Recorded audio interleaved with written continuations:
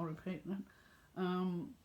So to learn some of this, to add to the richness of the learning, part of is providing an environment or a greenhouse for learning is to learn the same thing in different positions. We call it orientation, so that we can have a new pattern that we can work in an habitual and non-habitual way in different relationships to gravity, which helps anchor the learning even more. So when you're giving birth, you'll be wanting to move into different positions possibly, or have an option which may be helpful for you. So could you now please come to 4 point, kneeling, hands and knees.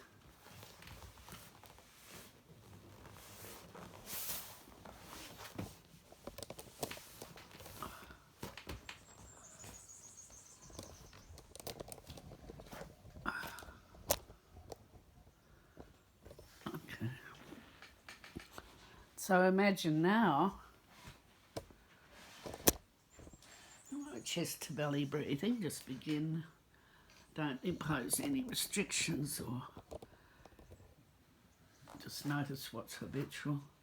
So you're breathing up into the chest. Remember the collarbones, behind the collarbones, the space between the shoulder blades and the collarbones, space between the bottom of the sternum and the part of the back that may relate to the bottom of the sternum.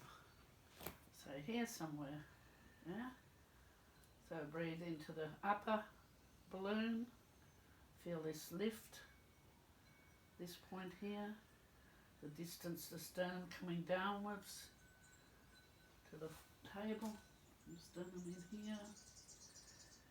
She's growing some boobies. They're getting bigger all the time. Yeah. Mum wouldn't stop growing till then. They've time at 22. Okay. And then pushing there down to the low back. Now adding a direction. So thinking about a frightened cat, arching the low back upwards to the ceiling, beautiful, and allowing the head to come downwards. So everything's flexing from head to tail. The pelvis is involved in a pelvic rock to 12 o'clock, and then let it drop down again. And so we're going to do it first holding the breath. So you breathe up into the chest, hold the breath, and then using the breath to push downwards to arch that low back. The breath initiating the movement if possible, and the head and the pelvis following. So the driving force for the movement comes in the movement of air, downwards and backwards, pushing downwards and backwards. And then breathing into the chest, into the upper quadrant of the lungs, and looking upwards with the eyes.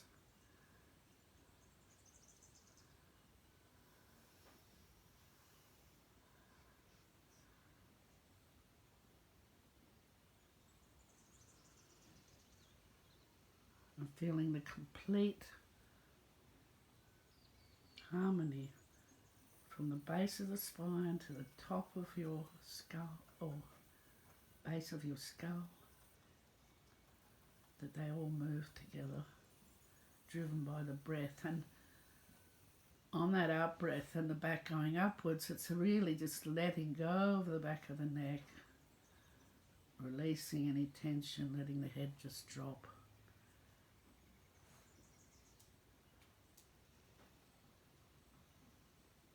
Beautiful. And then leave that. And let's do the opposite. So you're going to breathe out as the belly comes downward to the floor. So you're going to push the air down. You can do it holding your breath a few times. Pushing the air downwards to the front, to the belly and the front. The belly pushes forward and downwards. And now add the visualization of the baby pushing towards the vagina, and where in that movement you can be playful.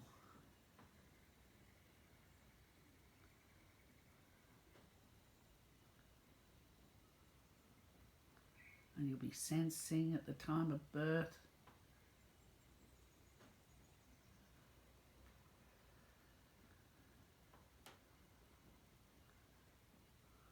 and then leave that and rest again on your side.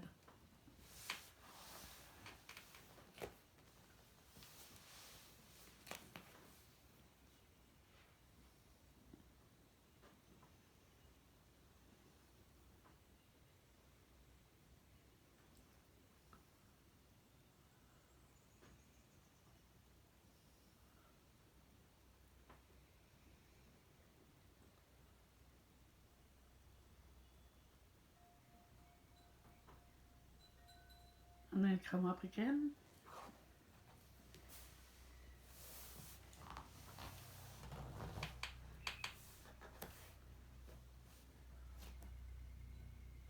Now begin to do the pelvic clock and the head clocking as well.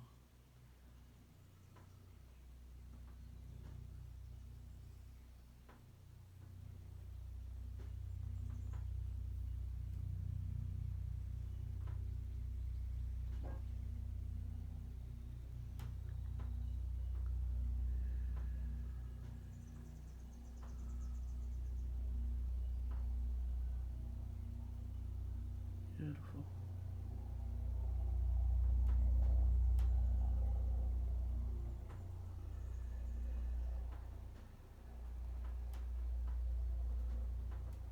I can augment the movement with the direction of the breath. And are you able to do it on both the in-breath and the out-breath?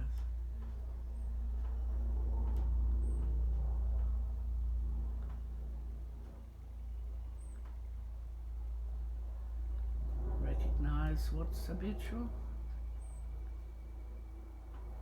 And then play with something that's non-habitual. You can feel the nose doing a circle. The right eyebrow doing the circle. The top of the skull doing a circle. The low back doing a circle. You can pick a different spot on the spine each time to feel if it's involved in the circle. What about the area of the spine between the shoulder blades? Is it involved to do the circle? The anus. The right ischial tuberosity. The left ischial tuberosity. So the more places you attend to is etching more in the map. It's becoming much more integrated and more information. That's a bit odd. That is a bit odd. What happened there? I think it's rest time. Yeah. Huh. I was going to do something non-habitual. Yeah. Without And a knowing. moment of confusion, which is perfect. We need that because you can go back to that and Yes. play with that to improve it even more. Yeah. Just have a rest for a few minutes. I'm drawing. It's so nice. That's great. That's so nice. Oh, it's working. It's certainly opening the sphincters. Yeah, it's really lovely. Because embryologically, they're all part of the same in their development. All the sphincters, you know, they connect with each other. So remembering the mouth too, and you know, you could even do some sucking to help release the sphincters in the cervix and that area. Yeah. Sucking, softening the mouth. Do you know how much the mouth and the jaw clenching can create tension and holding all through the body, but especially vagina too. A lot of the pelvic floor work we do involves a lot of work with the mouth as well, and the diaphragm. Okay, so when you're ready, just come up to standing. And take your time, just come up to stand. Feel the balance in the pelvis as you stood then. Looked a lot easier. Yeah. More balanced, the uterus is more balanced. Yeah? Yeah, much more balanced. And then go over to the wall and just put the hands up on the wall.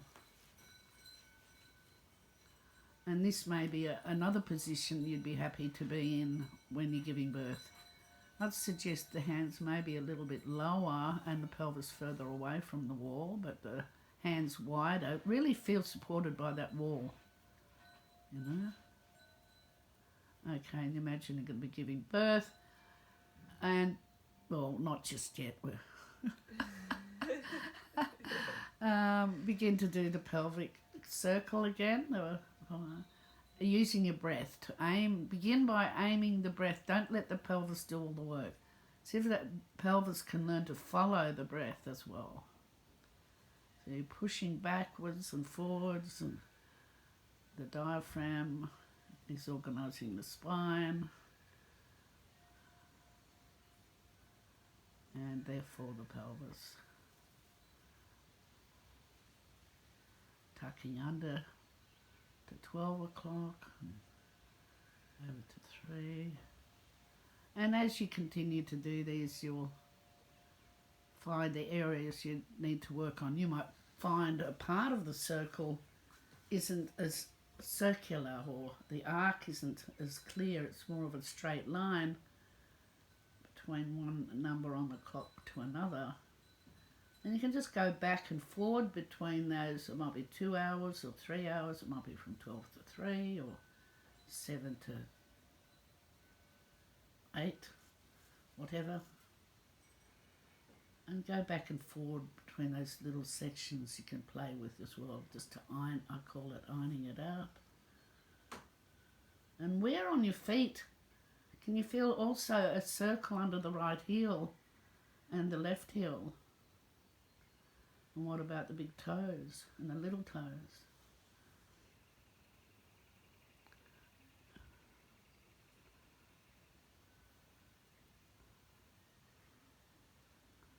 How the feet and the soft knees can help you drive this.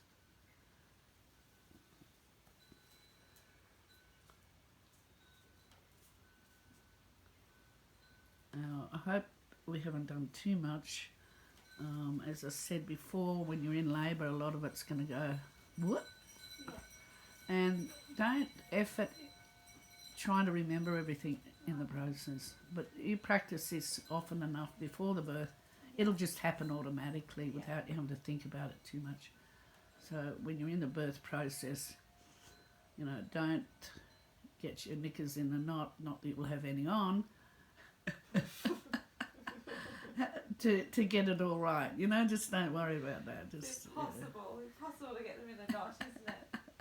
Yeah. Hey, you won't be there. Okay, darling, go for a little walk now and come back.